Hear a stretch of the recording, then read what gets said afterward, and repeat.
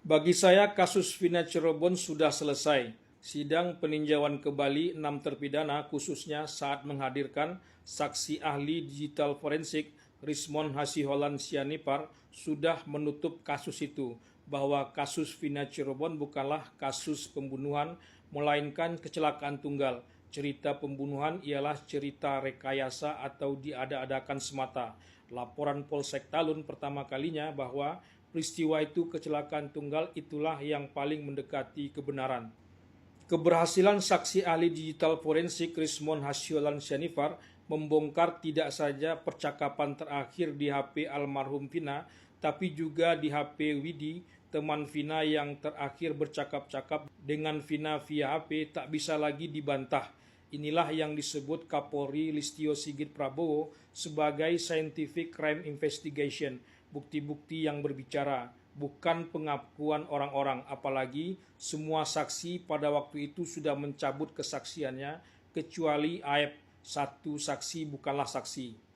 Bahkan seperti dikatakan pengacara para terpidana Otto Hasibuan, hakim pada sidang PK kasus Vina ini sampai menangis saat menyaksikan rekonstruksi kasus Vina di TKP.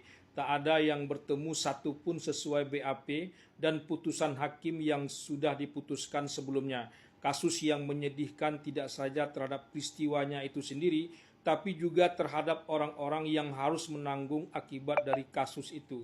Korban di atas korban, 8 tahun berlalu dalam kesesatan hukum yang nyata. Bernegara seperti apa pula yang seperti ini harus dijalankan, tak tahu lagi apa yang akan disebut.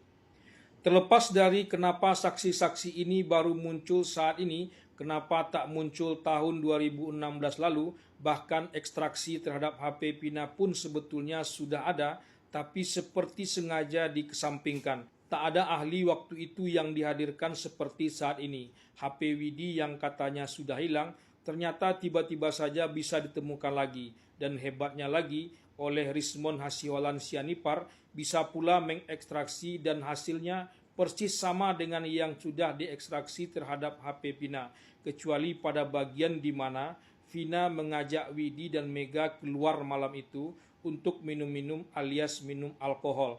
Widi membenarkan pula bahwa memang mereka biasa juga melakukan itu dengan Vina. Sisi gelap korban yang agaknya sengaja ditutupi dalam ekstraksi HP Vina itu, tapi terbongkar di HP-nya Widi. Wajar saja kalau itu memang dilakukan Vina dan Eki malam itu, seperti juga diakui teman Eki, Franciscus Marbun, pemilik helm dan sepatu yang dikenakan Eki malam itu, bahwa hal seperti minum-minum seperti itu memang kerap mereka lakukan sesama anggota geng motor pada masanya. Tapi kok dalam visum hal itu tak diungkapkan. Jangankan dalam visum, dalam percakapan via HP saja hal itu juga dihilangkan. Mestinya tak perlu berlama-lama lagi bagi aparat negara untuk membebaskan semua terpidana. Sudah terlalu lama mereka dihukum atas perbuatan yang tidak mereka lakukan. Ini karena mereka orang kecil saja yang bukan siapa-siapa. Kalau mereka orang besar yang siapa-siapa, maka akan ada saja jalan pintas untuk mereka itu. Bahkan jalan pintas kalau mereka bersalah sekalipun, bagi orang besar yang siapa-siapa itu akan tercipta dengan sendirinya. Penasihat Kapolri Arianto Sutadi juga terlihat mengeluh kenapa putusan PK Sakatatal yang sudah berlama berlangsung seperti diulur-ulur. Baginya mungkin juga sudah jelas bahwa terpidana kasus Vina ini bukanlah pelakunya, tapi Arianto Sutadi ingin cepat terkesan agar jangan institusi kepolisian saja yang disalahkan. Ada jaksa dan hakimnya juga di situ. Bagi saya diskusi-diskusi seputar ini, apalagi pembelaan yang dilakukan pengacara Rudiana baik Elsa Sharif dan Fitra Ramadhani sama sekali tak berdasar, hanya menegakkan benang basah saja. Tapi mungkin itu pula dulu yang dirasakan oleh Titin Prialianti dan Jogi Nainggolan, pengacara para terpidana pada masa itu. Mereka seperti membentur tembok karang saat melakukan pembelaan. Bedanya, kalau dulu kejanggalan-kejanggalan seperti ditutupi, kalau sekarang semua terbongkar di depan mata.